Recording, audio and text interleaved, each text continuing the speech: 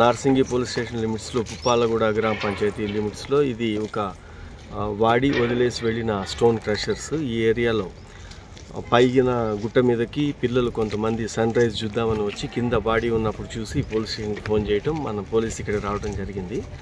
ఒక 30-35 ఇయర్స్ ఉన్న ఒక అతను మేల్ పర్సన్, అతనికి కత్తిపోట్లు ఉన్నాయి, తర్వాత బండరాయితో ముఖం కూడా పగలగొట్టి తల పగలగొట్టింది. ఆ బాడీకి చూసి దాన్ని మనం ఇన్వెస్టిగేషన్ స్టార్ట్ చేసిన తర్వాత 60 మీటర్స్ దూరంలోనే ఇంకో పక్కన ఒక ఉమెన్ బాడీ కూడా ఉంది. అది కూడా హెడ్ ఇంజరీతోనే ఆమె చనిపోయి ఉంది. ఆమె లోయర్ పైజామా తీసేసి ఉంది. కాబట్టి ఇది ఈ రెండు మర్డర్స్ ఒకటే చేసి ఉండొచ్చు. బహుశా ఇది లాస్ట్ నైట్ అయింది.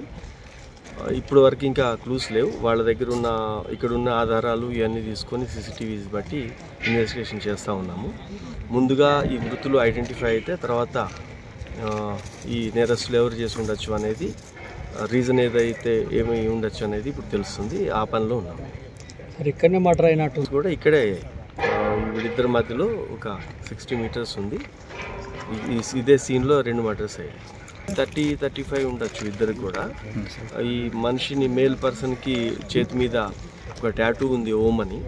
తర్వాత ఆ గుర్తులు ఇవన్నీ పెట్టి వర్కౌట్ చేస్తున్నాము. ఇతను కన్స్ట్రక్షన్ కంపెనీలో ఏదన్నా ఒక లేబర్ చేస్తుంటాడు అనేది ప్రాథమికంగా బట్టలు షూని బట్టి ఒక ఐడెంటిటీ ఉంది అతనికి.